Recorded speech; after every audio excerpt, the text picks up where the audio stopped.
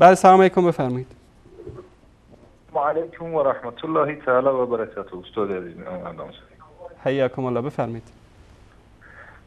اگر اجازه باشد درباره مناظره شبکه جاهلیت یعنی ولایت در دو سخن درباره مناظره آنها با اهل سنت بفرمایید. با استادان گرامی سخن بگویم. بفرمایید. بفرمایید. اول یک ندا به مردم جوان فارس، ایران و افغان و تاجیک التماس آن را داشتم که فریب این رافضی‌ها را نخورید. به خدا قسم آنها مسلمان حقیقی نیستند. من پیشتر بحث جاهل عباسی رافضی مشرک را با استاد سجودی تماشا کردم.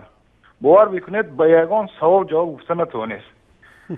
طول 1.5 ساعت با فریب و حیله و نیرنگ از موضوع میگریزد. و دوم این نوا را که شما استاد گرامی با شریفی جاهل و مشرک در شبکه خودشان دیدم، اصل موضوع را نمیگویند. نوا را با هم آمیخته کرده به خودشان به جاهلای تماشابینانشان میفهمانند که یعنی شما شکست خوردید. اگر اصل نوا را ببینید شکست را آنها خوردن استاد. درست. آنها دارن مردم نادان را فریب میدهند. ولی الله با ماست و از نام مولانا جلال‌الدین رومی با آنها گفتنیم، لیکن با مولانا هم تهمت زدن که گویا هم رافضی شده باشد. ولی جواب مولانا این است: چون محمد یافت آن ملک و نعیم، قرص مه را کرد و در دم دونیم. چون ابوبکر را آیت توفیق شد، با چنان شه صاحب و صدیق شد. چون عمر شیدای آن معشوق شد، حق و باطل را چدل فاروق شد. چون که عثمان آن عیان را عین کرد گشت، نور فائز بود و زینور گشت.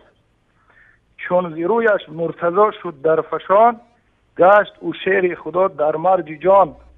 گفت پیامبر که اصحاب نجوم، رهروان را شمع و شیطان را رجوم. هر کسی را گر بودی آن خشم زور، کو گرفتی ز آفتاب چرخ نور. کی ستاره حاجت هستی ای ذلیل، کی بودی بر نور خورشید دو دلیل. در پی خورشید وحیان مهدوان، وان صحابت در پیش چون اختران. ماه میگوید که اصحاب نجوم، لسراقید ولی تاب رجوم. هر کسی را جفت کردی عدل حق، پیل را با پیل و بق را جنس بق.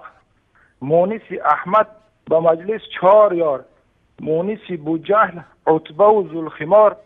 مر ابوبکر تقی را گو ببین، شد ز صدیقی امیر المؤمنین. اندرین نشست نگر صدیق را، تا به حشر افزون کنی تصدیق را.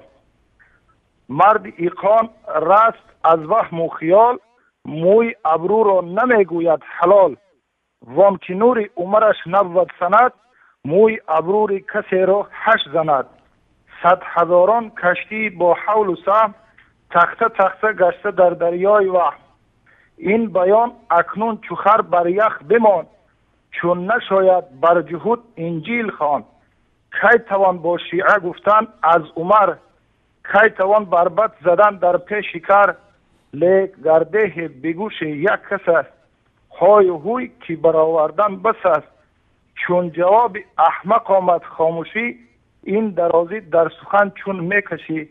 از کمال رحمت و موج کرم، میدهد هر شعبه را بارانم. استاد گرامی گفتنی هستم که این جواب مولانا جلال‌الدین رومی بسیار هم باعث هدایت بعضی از نوجوانان است که دارن باور کنید برای گمراهی میروند. بعضی از در تاجیکستان ما هم بعضی شبکه ها را گفته ایستادند که بعضی ملاها گفته ایستادند که شبکه شما شبکه یک تفریقه است. الان آنها پیرو این رافضی ها هستند، دارن مردم را به هم تفریقه میندازند. دوست میدارن که بین مسلمان همه جنگ و جدل باشد. اصل حقی طلب دعا داشتم از شما. السلام علیکم و رحمت الله و برکاته. الله متعال حفظتون کنه. جزاکم الله خیر.